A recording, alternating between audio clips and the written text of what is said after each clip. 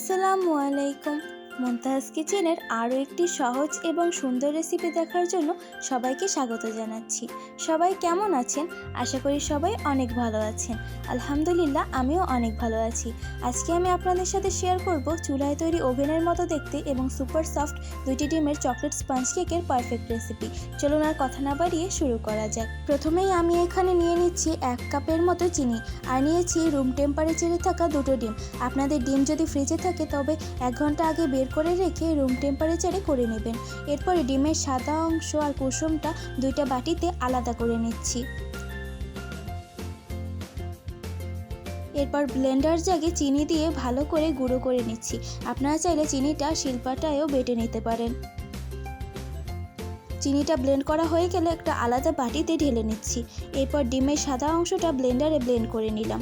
আপনাদের কাছে যদি ইলেকট্রিক বিটার থাকে তবে তা দিয়ে করতে পারেন। একটু পর যখন দেখবেন এই অংশটা এমন সাদা হয়ে গিয়েছে তখন বুঝতে পারবে ডিমের ফোমটা একদম পারফেক্ট আছে। তখন ডিমের ফোমটাও চিনিতে দিয়ে দেবেন। একটু মিশিয়ে নেওয়ার পর ডিমের কুসুমটাও এতে দিয়ে দেবেন। একটু মেশানোর পর এতে 1/2 কাপের মতো তেল দিয়ে দিলাম। তেলটাও ডিমের সাথে ভালো করে মিশিয়ে নেবেন। এবারে শুকনো উপকরণগুলো চেলে নিচ্ছি। এখানে 1 কাপের 4 ভাগের 3 ভাগের মতো ময়দা চেলে নিলাম। আপনারা আটাও নিতে পারেন।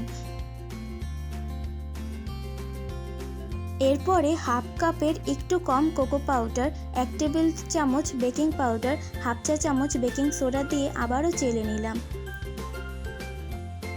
চেলে নেওয়ার পর যে অংশগুলো থেকে যায় তাও চামচের সাহায্যে চেলে দিয়ে দিবেন। এবারে দ্বিতীয়বার চেলে নেওয়ার জন্য কেকের ব্যাটারে শুকনো উপকরণগুলো আবারও চেলে দিয়ে দিলাম। শুকনো উপকরণগুলো এভাবে 2বার চেলে দিয়ে দিলে কেকটা ভালো করে ফুলবে। এখন কিন্তু মেশানোর সময় কোনো রকম তাড়াহুড়ো করা যাবে না। আপনারা যাতে ভালো করে বুঝতে পারেন তার জন্য এই অংশটুকু আমি কোনো প্রকার ফাস্ট বা স্লো করিনি। দেখতেই পাচ্ছেন কিভাবে ধীরে ধীরে মেশাতে হবে। যদি তাড়াহুড়ো করে মেশাতে যান তবে এই পর্যায়ে কিন্তু কেকটা কিছুতেই ভালো করে ফুলবে না। এভাবেই ধীরে ধীরে শুকনো উপকরণগুলো কেকের ব্যাটারে ভালো করে মিশিয়ে নিলাম। এবারে 1/2 কাপের মতো দুধ দিয়ে কেকের ব্যাটারটা স্মুথলি একটু গুলে নিচ্ছি।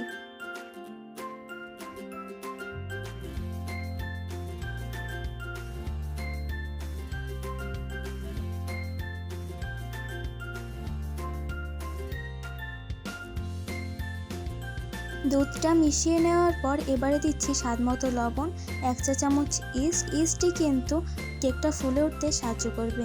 আর দিচ্ছি 1টার অর্ধেকটা লেবুর রস দেওয়ার পরপরই কিন্তু ইস্টটা অ্যাক্টিভ হতে শুরু করবে। এরপর কিছুক্ষণ সময় নিয়ে মিশিয়ে নিতে হবে।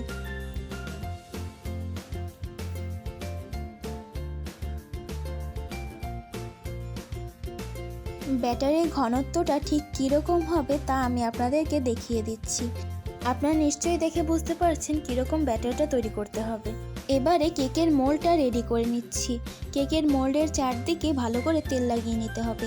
আপনারা চাইলে অন্য শেপের বা অন্য মোল্ডও নিতে পারেন। এর উপরে বেকিং পেপারটা ভালো করে ছড়িয়ে দিলাম। আপনারা চাইলে লেখার কাগজ বা খবরের কাগজও নিয়ে নিতে পারেন।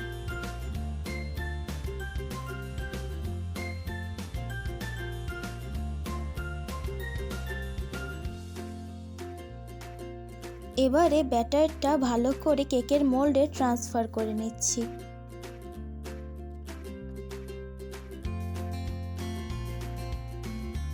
হালকা হাতে কেকের মোল্ডটা একটু ট্যাপ করে নেবেন যাতে ভিতরে থাকা বাবলসগুলো বেরিয়ে আসে। এরপর একটা কাঠি দিয়ে উপর দিক দিয়ে একটু ছড়িয়ে দেবেন।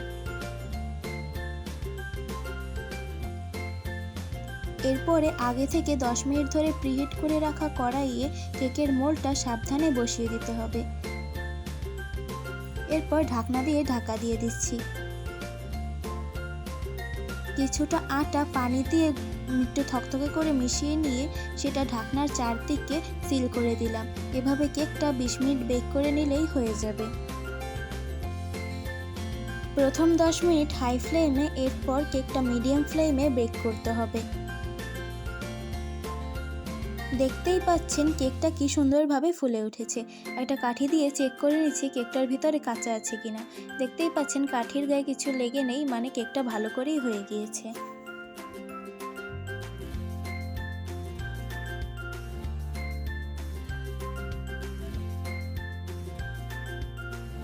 এরপরে কেকটা মোল্ড থেকে তুলে নিচ্ছি। তার জন্য হালকা হাতে একটু ছুরিটা নিয়ে চারদিকে কেকটা একটু আলগা করে নিয়ে মোল্ডটা উঁচু করে ধরলেই দেখবেন কেকটা ভালো করে খুলে চলে আসবে। দেখতেই পাচ্ছেন এর নিচের অংশটাও কিন্তু ভালো করেই হয়ে গেছে। এবারে নিচের দিকের বেকিং পেপারটা সরিয়ে নিচ্ছি। দেখতেই পাচ্ছেন কি সুন্দরভাবে কেকটা ফুলে উঠেছে। কেকটা দেখতে যতটা সুন্দর, এটা খেতেও কিন্তু ততটাই ভালো। আপনারা দেখতেই পাচ্ছেন কেকটা কতটা সফট আর স্পঞ্জি হয়েছে। আপনারা যদি এই রেসিপি ফলো করে কেকটা তৈরি করেন, আপনাদের কেকও কিন্তু খুব ভালোভাবেই ফুলবে এবং খেতেও খুব ভালো হবে। আমি আপনাদেরকে কেকটা কেটে একটু দেখিয়ে দিচ্ছি। আপনারা দেখতেই পাচ্ছেন এর ভিতরের দিকটাও কিন্তু খুবই ভালোভাবে নরম এবং স্পঞ্জি হয়েছে। আর এই কেকের ক্রিমের রেসিপিটা কিন্তু আমার চ্যানেলে অলরেডি দেওয়া আছে। লিঙ্কটা ডেসক্রিপশন বক্স এবং পিন কমেন্ট দুইটাতেই দেওয়া থাকবে, আপনারা চাইলে দেখে নিতে পারেন। আপনাদের কাছে কেকের রেসিপিটা কেমন লাগলো অবশ্যই কমেন্ট করে জানাবেন। এ পর্যায়ে আপনাদের কাছে একটা ছোট রিকোয়েস্ট, চ্যানেলে নতুন হয়ে থাকলে চ্যানেলটা সাবস্ক্রাইব করে পাশে থাকবেন। আর ফেসবুক পেজ থেকে দেখে থাকলে ফেসবুক পেজটা ফলো করে রাখার অনুরোধ রইল। এতক্ষণ ধরে ভিডিওটি দেখার জন্য সবাইকে অসংখ্য ধন্যবাদ। দেখা হবে পরের কোনো রেসিপিতে, ততক্ষণের জন্য আল্লাহ হাফেজ।